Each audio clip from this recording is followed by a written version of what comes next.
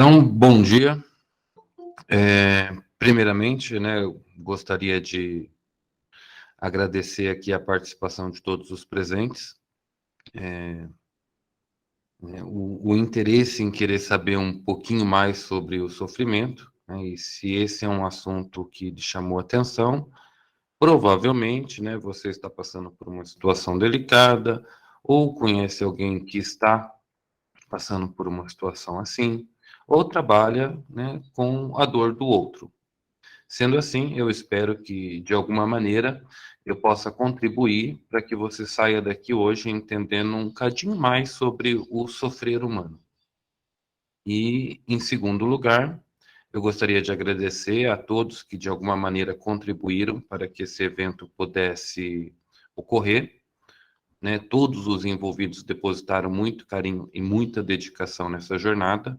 Então, obrigado a Ana, obrigado Gabriel, obrigado Tiago, obrigado a Sandra, obrigado André, né? Sem vocês não seria possível esse momento.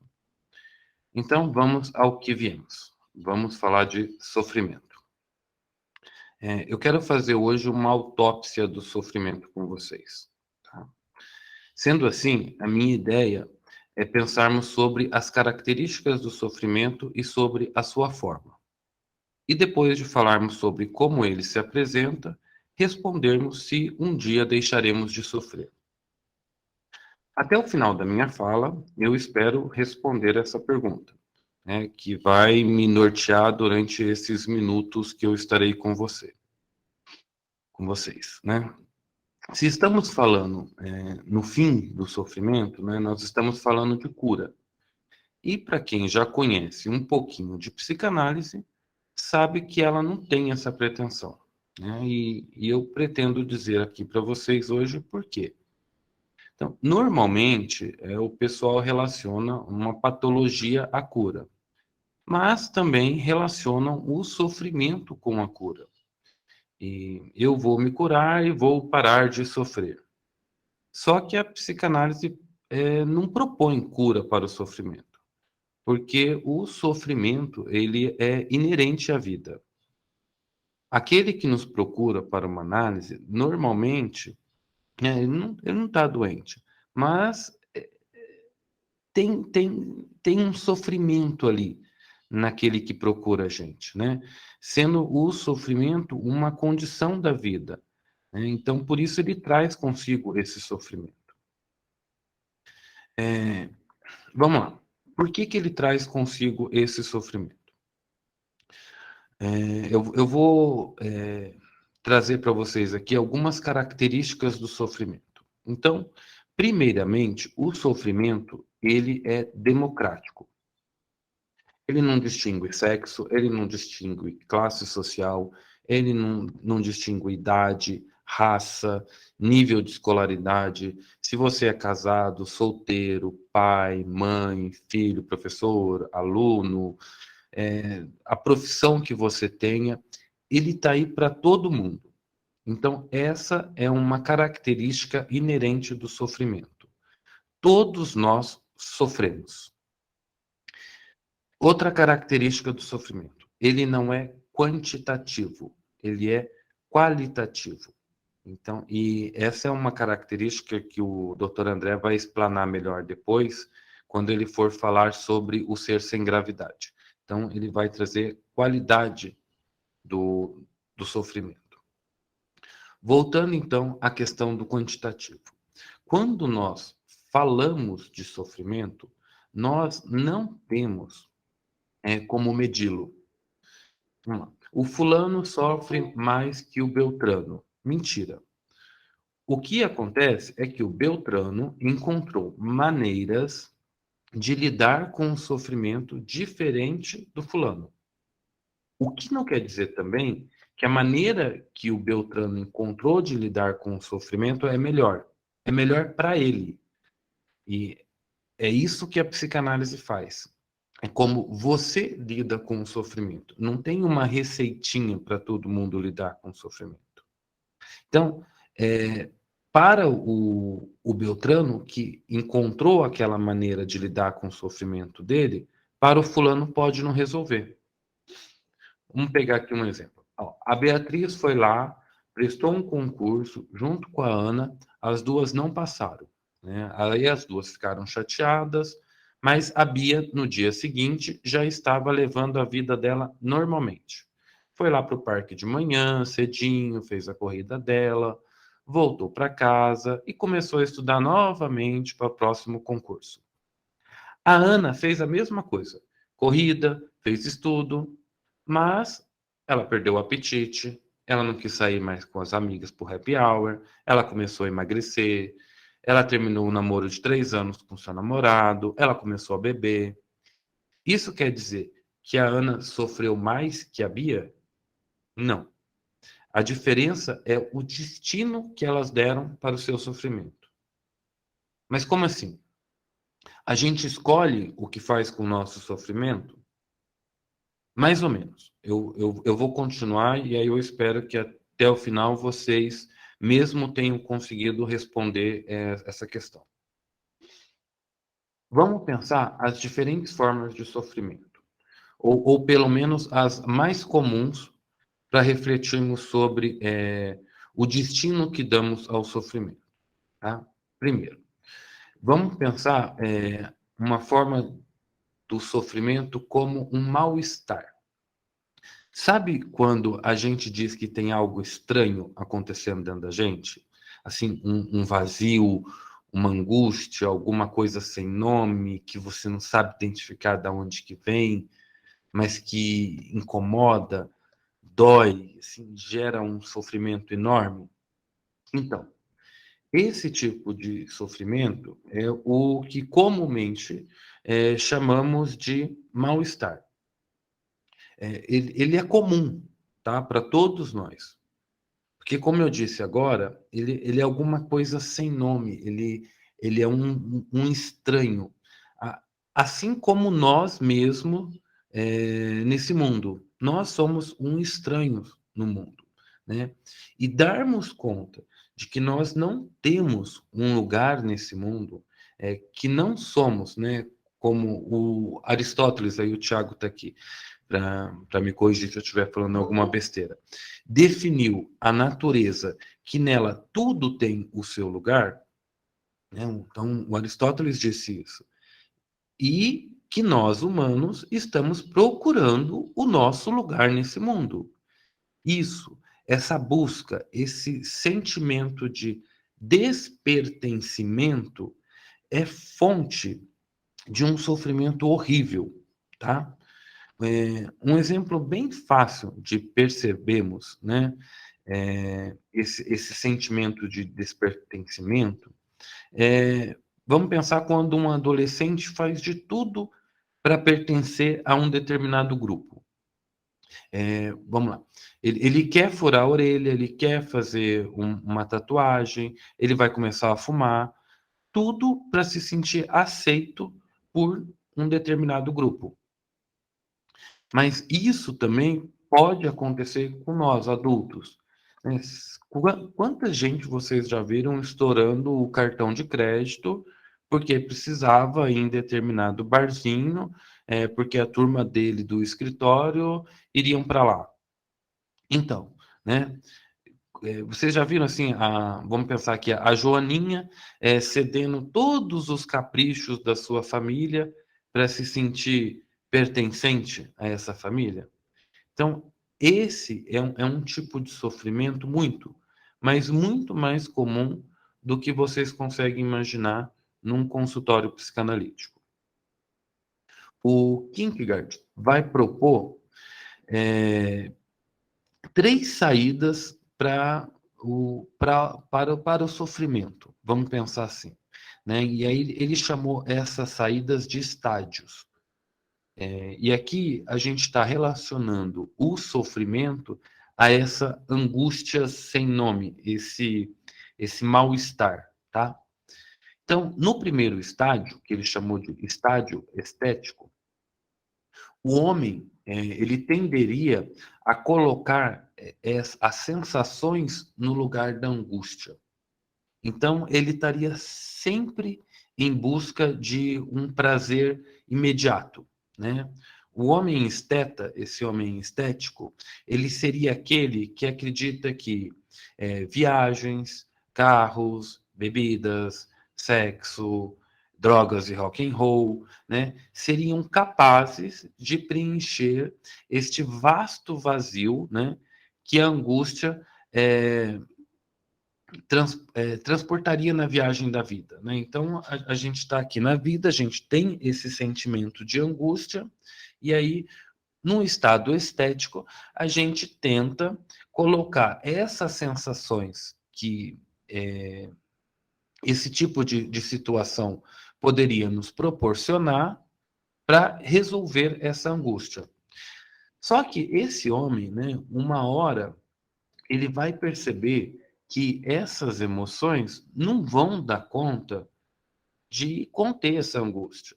Então, se antes ele precisava fazer uma caminhada para poder aliviar-se dessa angústia, daqui a pouco ele precisa começar a subir uma serra. Daqui a pouco ele vai estar escalando o Everest.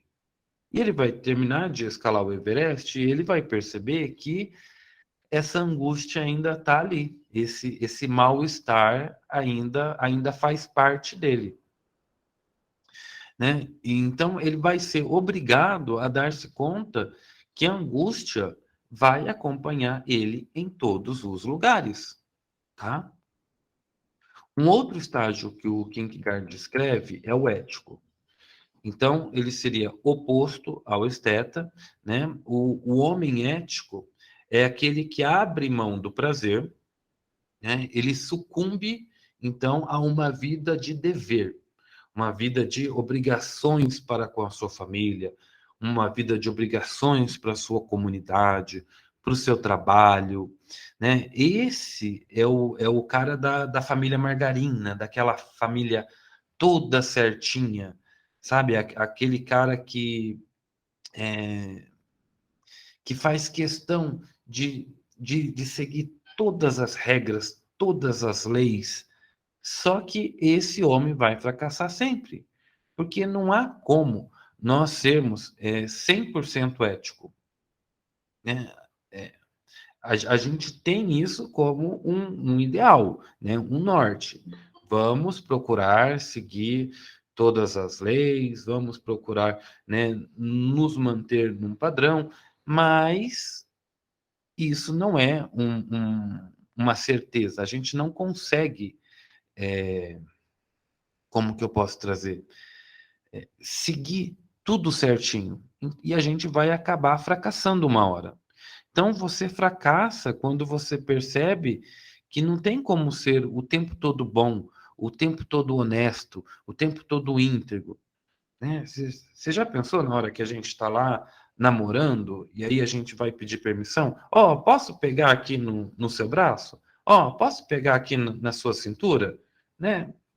Não dá, a gente não consegue manter essa ética 100%. E aí ele vai falar de um terceiro estágio também, o Kierkegaard, que seria o estágio religioso, né? Que é quando, né, para além do estágio ético, esse homem não mais foca no seu ser, né? Ele vai buscar uma salvação em algo maior que ele, né? A transgressão não mais seria abnegar a lei do homem, mas sim a lei de Deus. Então, esse é o homem em busca de pertencimento a uma doutrina religiosa, aquele homem que teme o pecado. E também é uma vida que está fadada ao fracasso, né? Fadada a mentiras, fadada à hipocrisia, né? Concluindo, o que o Kierkegaard desenvolve em sua obra é que, se você achar que consegue viver substituindo a angústia, esse mal-estar, né, do sofrimento, pela ética, ou pela religião, ou pelas emoções, você vai agoniar de qualquer forma. Então, a angústia, ela vai estar presente em todos os momentos da sua vida. né? Ela vai ser como o rejunte que une os azulejos de uma parede, né? Você pode até pintar de uma cor que melhor lhe agrade ou aquele azulejo, mas é impossível unir os azulejos, né, de uma parede sem que lhe faça uso do rejunte. E assim parece que a cada instante, a cada decisão, a cada momento de vida, um pouco de angústia vai se fazer presente para que esses azulejos se assente, para que a vida se assente. E não há como substituir o rejunte, né? Sempre vai ser necessário unir esses azulejos, né? Ou seja, o mal-estar sempre vai estar presente num momento ou outro da nossa vida. Então, falamos um pouquinho do sofrimento como esse mal-estar. Agora, nós vamos falar do sofrimento como um sintoma. E psicanalista, a gente adora essa palavra, né? Sintoma. Por quê? Vamos lá. Porque o sintoma para nós é tudo aquilo que se repete na nossa vida. O paciente chega no consultório e conta a mesma história toda semana. Exemplo, né? Aí o paciente chega lá e... o senhor não vai acreditar que meu marido saiu de novo para ir no futebol na quarta-feira e chegou tarde da noite? Eu falei para ele que semana que vem, se ele chegar de novo nesse horário, ele vai ter uma surpresa. E, surpresa, semana que vem, a paciente volta e conta a mesmíssima história. Só que agora ela jura que é a última vez. Que ela até já falou para a sogra que ela não aguenta mais, que ela vai se separar do filho dela. E na próxima semana, ela vem toda feliz porque o marido chegou tarde. Mas que depois que ela brigou com ele, ela falou tudo que ele tinha que ouvir, né? Eles namoraram, né? E que agora estava tudo resolvido, né? Que ele havia prometido que não mais ia chegar tarde do futebol. Só que na semana seguinte, ele esqueceu o combinado deles e chegou mais tarde que o normal. E que agora ela não aguenta mais. Aqui agora tem o ponto final, né? Que ela já estava até vendo com a sua prima, que é advogada, que ela quer o divórcio. Só que então, esse é o sintoma. Esse vai e vem, né? É o sofrimento como uma linguagem, né? Que é uma característica do sofrimento, uma narrativa. Então, nós, seres humanos, somos capazes de darmos uma linguagem para o nosso sofrimento. E quando nós fazemos isso, o transformamos em um sintoma. E esse sofrimento, como sintoma, né, geram doenças, ressentimentos, raivas, medos, mágoas, né? Então, quando algo que nos faz sofrer se repete em nossas vidas, nós atribuímos a esse episódio o nome de sintoma. Tá?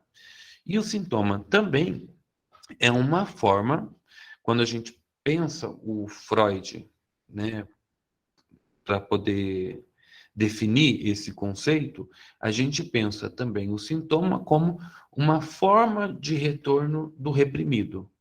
Ou seja, e reprimido é um desejo que eu não dou conta de sustentá-lo na minha vida consciente. Então, no meu aparelho de pensar, quando eu tenho algo que, um desejo que eu não suporto, o que eu faço? Eu reprimo esse desejo.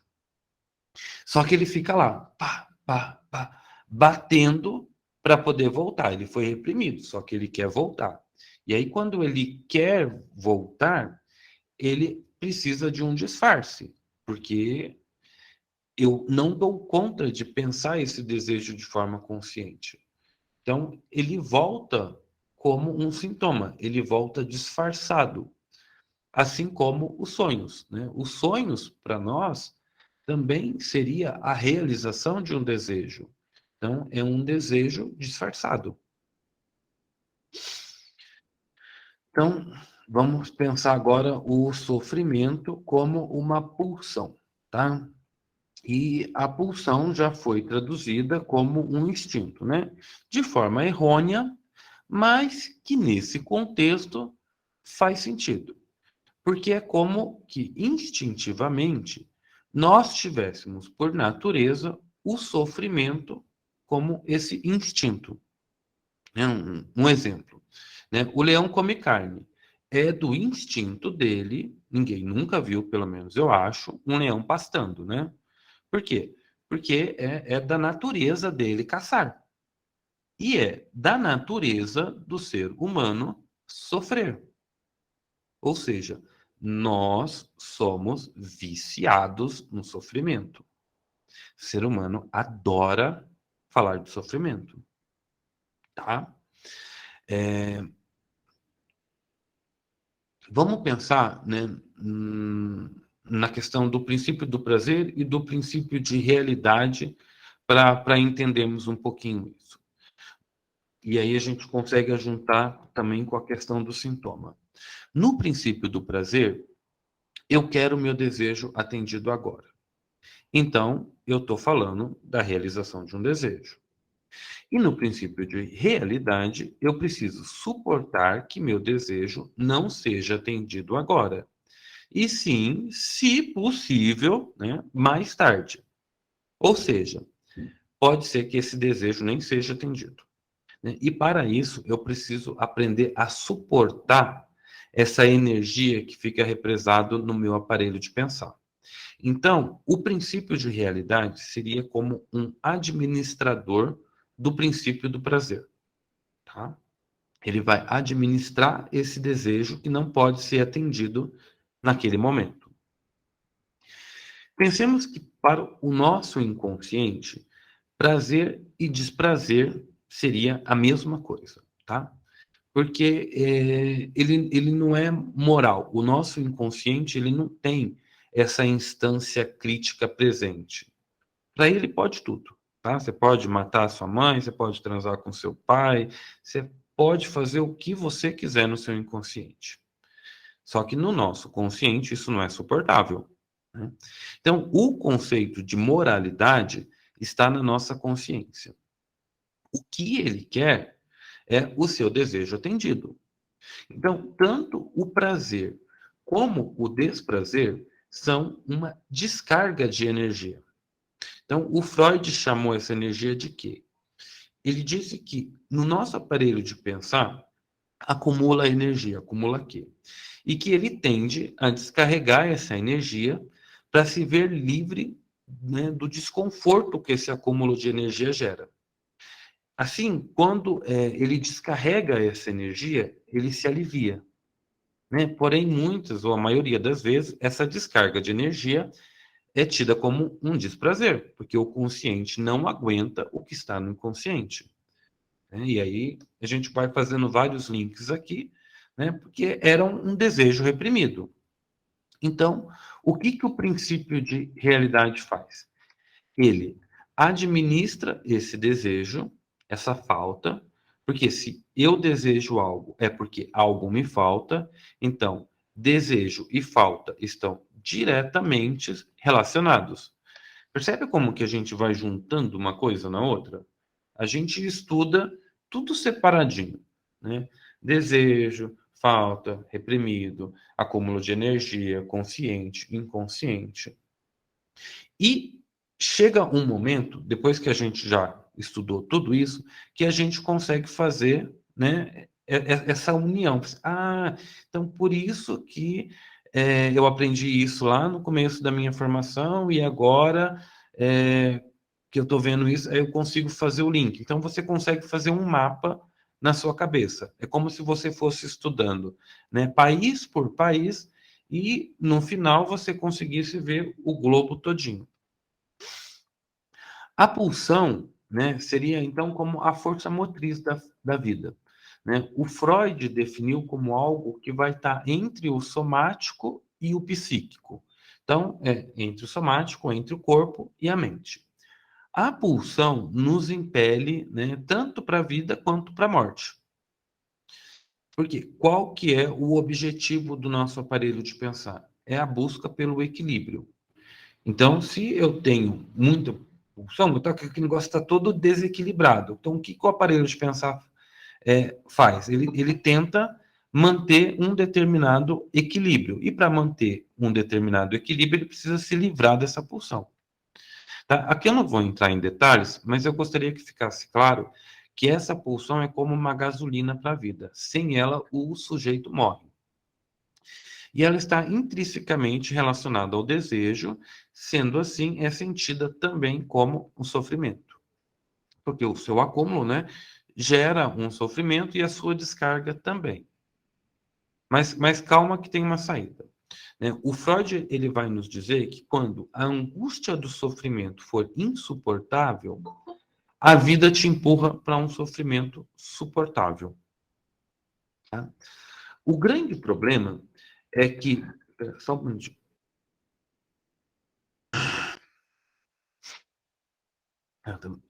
Tô limpar minha garganta. O grande problema é que hoje nós compramos a falácia, né, de que todos nós temos o direito a ser feliz. Tem gente que quer até colocar isso na Constituição. Eu acho que tem até um país, né, o Butão, que tem lá, direito a ser feliz. Você fica pensando, mas como, depois de tudo isso que a gente viu aqui, né? Né? Como se isso fosse possível, né? Então, porque assim, o sujeito que viveu um pouquinho, ele não precisa nem ter estudado, né? Ele precisa apenas ter vivido.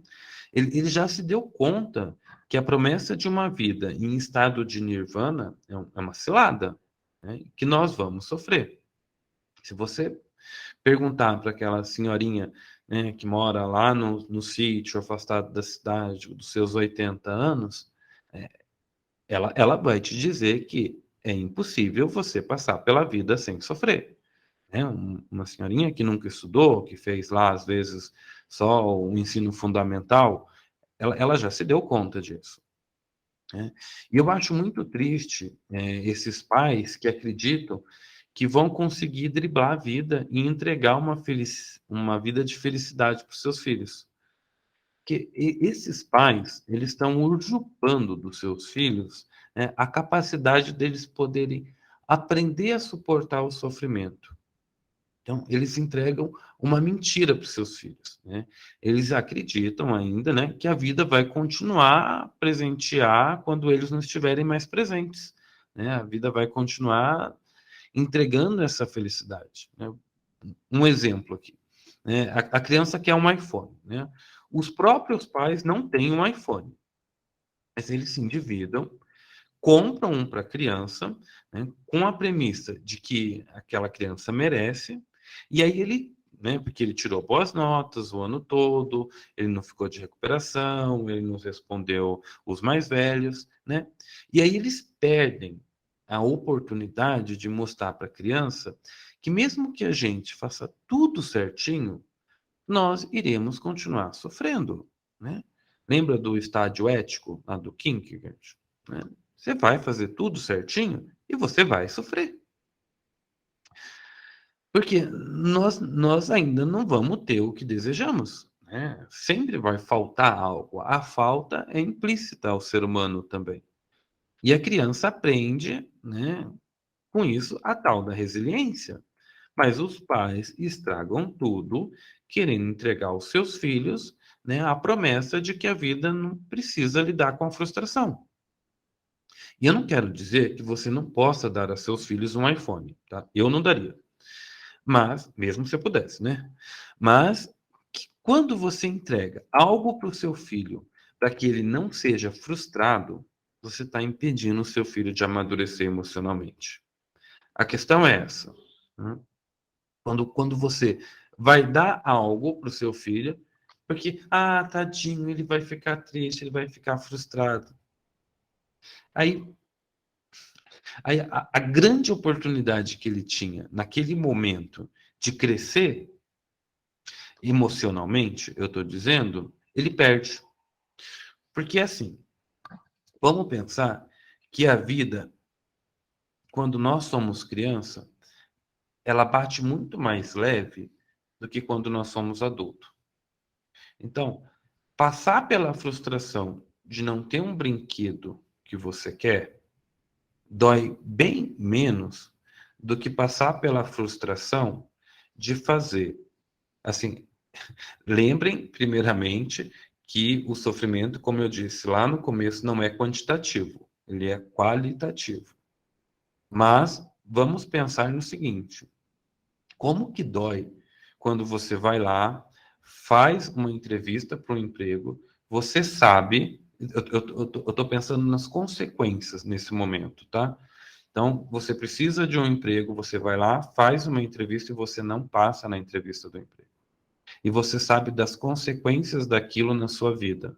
Você sabe que você tem uma família, que você tem contas para pagar, que os seus filhos vão estar com fome, porque você não vai ter, né, aquela condição de dar para ele. Então, percebem que quando você enfrenta uma situação dessa como adulto, mas você aprendeu lá atrás a suportar essa determinada frustração, não é a mesma coisa não receber um brinquedo e não passar numa entrevista de não receber um brinquedo e não passar numa entrevista de emprego. Mas você tem uma condição emocional melhor de lidar com aquela situação. Então, o que você vai fazer no outro dia? Você vai levantar, você vai pegar o seu currículo e você vai numa outra empresa. Agora, se você não se desenvolveu emocionalmente, o que pode acontecer? A sua vida acabou, você é um fracasso, você se deprime, você não dá conta mais de ter força para continuar seguindo. Tá? Então, não é a questão de quantidade, mas como que essa qualidade afeta a nós. Quando um psicanalista tenta curar o seu paciente, né, ou resolver o seu problema, ele está agindo como esses pais. Ele está roubando do seu analisando a sua oportunidade de aprender a dar um destino para o seu sofrimento, um significado para a sua dor, né? Como diria Freud, né? A capacidade de transformar o sofrimento neurótico, né? Um sofrimento fantasioso, no sofrimento da vida, no sofrimento humano. Então, essa é a proposta da psicanálise do Freud, é transformar um sofrimento neurótico no sofrimento da vida. O sofrimento, ele tem três premissas. A gente consegue pensar ele também, né? O sofrimento, ele tem uma estrutura de narrativa. Então, falar do sofrimento muda o sofrimento. E é o que acontece na clínica. Quando o paciente ele fala da sua dor, ele a transforma. Ele dá um significado a ela. A fala faz com que o sofrimento vá se transformando, com que esse sofrimento encontre um caminho.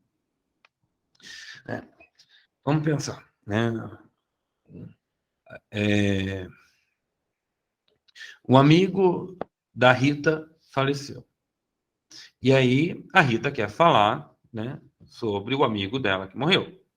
E aí quem tá ali perto, não, esquece isso, deixa pra lá, ele foi para um bom lugar, agora ele tá nas mãos de Deus, né? Ele foi pro e impede a pessoa, né, de falar sobre a sua dor, né? Ah, então eu não passei naquele concurso que eu queria. Ah, não, mas tem outro concurso, agora é só você estudar mais. E a pessoa vai ficando com aquilo. Lembra daquele acúmulo de energia, né? Daquele acúmulo e aquilo vai gerando mal-estar. O que acontece no set? É ao contrário. Ah, é? E como é que foi? Você perdeu seu amigo? Né? O que vocês faziam junto? Né? Por que ele era importante para você? né? Que mais que você gostaria de fazer com ele que você não teve a oportunidade de fazer? Então, você, no setting analítico, dá a oportunidade para o sujeito falar sobre aquela dor. E a partir do momento que ele narra o sofrimento dele, ele transforma aquele sofrimento. Então, ele vai dando um significado, ele vai ressignificando, ele vai dando um destino para o seu sofrimento. Então, falar sobre a dor, né, é uma premissa do sofrimento. Então, o sofrimento como uma estrutura de narrativa. O sofrimento também tem uma estrutura transitória, tá? O sujeito sofre mais do que o outro. Já perceberam que numa conversa, quando alguém começa a falar de uma dificuldade de fazer algo, ou como sofreu tal coisa, o outro parece que fica esperando a vez dele para dizer que ele foi parecido, né? Ou que talvez o sofrimento dele é até pior, como se o sofrimento fosse pulando de colo em colo numa roda de conversa.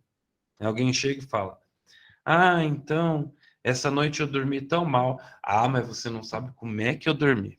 Nossa, eu fui dormir, já era 2 horas da manhã, tive que acordar às 6. Aí o outro fala assim: ah, eu fui dormir mais cedo, mas eu não dormi direito, porque assim, o meu colchão estava muito ruim, eu estou precisando. Parece que vira, né, uma competição de quem sofre mais. Então, né, e cada um quer sofrer mais do que o outro. E aquele movimento ali do sofrimento transitar é uma característica dele. O que acontece dentro do setting analítico? O analista, ele é neutro. Esta é a neutralidade do analista. Né? Se você chega para o analista e fala, né, que você não dormiu bem, o seu analista não vai ter pensar, mas eu também não dormi bem, nem por isso eu estou reclamando. Eu estou aqui, né, estou te atendendo, né, estou cansado e estou aqui. Não. Né? Ali é um espaço que é só seu, o setting analítico. É um espaço onde você vai falar do seu sofrimento e é o seu sofrimento. Ele não vai transitar. Ele não vai, vem lá, vem cá, vem lá, vem cá. Não. Ali a gente vai ficar falando só do seu sofrimento, novamente, para dar um sentido, para dar um significado para aquele sofrimento. Outra premissa do sofrimento. O sofrimento, ele precisa ser reconhecido. Então, ele precisa ser legitimado, né? O DSM, né, aquele Manual de Diagnóstico e Estatístico de Transtornos Mentais, faz o quê? Né? Ele legitima, com uma nomenclatura, aquele tipo de sofrimento. Né? Então, o sujeito, a partir daquele momento que ele foi no psiquiatra, agora ele tem TDAH, agora ele tem dislexia, agora ele é bipolar. Então, eu sou bipolar, eu sou bipolar, eu sou bipolar, e tudo na vida dele agora é porque ele é bipolar. Então, ele dá um nome, né? E isso gera um alívio quase que imediato para aquela dor. Então, na hora que o sujeito, né, vê que aquilo que ele sente, aquele sofrimento dele, tem um nome, uf, pronto, agora é como se tudo tivesse resolvido na vida dele. Só que não. O sofrimento vai continuar ali, só que agora ele tem um rótulozinho, né? É dislexia, é bipolar. O que a psicanálise faz ao contrário. Ela atribui ao próprio analisando, né, essa responsabilidade de ele próprio dar um significado para o seu sofrimento. Né? Porque quando você diagnostica, tem um alívio. Pronto, né? Eu tenho tal coisa. Mas, ao mesmo tempo, você rotula e você tira do sujeito a capacidade de ele transformar aquele sofrimento em algo que poderia lhe ser útil, impulsionar a vida. Né? Você retira do sujeito a responsabilidade dele pelo seu sofrimento. O sofrimento ele tem um porquê na nossa vida. Né? A psicanálise trabalha de forma a ressignificar o sofrimento e, dessa maneira, o sujeito transforma o seu sofrimento. Porque todo mundo sofre. E se livrar do sofrimento é uma utopia. Você sofre porque é gente e não precisa se sentir culpado por sofrer. Você precisa ouvir seu sofrimento e escutar o que ele está te dizendo. E por que ele está te dizendo isso? Né? Resumindo, o sofrimento é um recado que a vida lhe dá. Então, eu acredito que essa seria, né, a ideia que eu gostaria de compartilhar com vocês, né? De dizer para vocês que o sofrimento ele tem um porquê na nossa vida. Tem uma doença chamada síndrome de Barré que o sujeito não sente dor, ou seja, o sujeito não sofre, vamos assim dizer. Então, ele está andando, ele bate o pé na quina da mesa, né, o pé incha e ele não se dá conta. Né? Ele está lá, né, ele pega uma panela quente, ele não sente que aquela panela está quente, a mão dele vira um pão, porque ele não deu conta, né, de que a panela estava quente. Tá? Então, eu estou trazendo um modelo de sofrimento concreto para a gente pensar esse sofrimento abstrato que eu tentei trazer para a gente refletir hoje. Então, esse sofrimento abstrato que não é palpável, né, que precisa, que é baseado numa narrativa, que é transitório, que precisa ser reconhecido, ele também tem um porquê de estar ali. Tá? Então, a psicanálise ela vai te dar a oportunidade de dialogar com essa dor, de dialogar com esse sofrimento e entender por que ele se faz presente na sua vida e não na vida da Mariazinha, e não na vida do João. Né? Então, cada um tem um determinado sofrimento porque ele impulsiona a sua vida.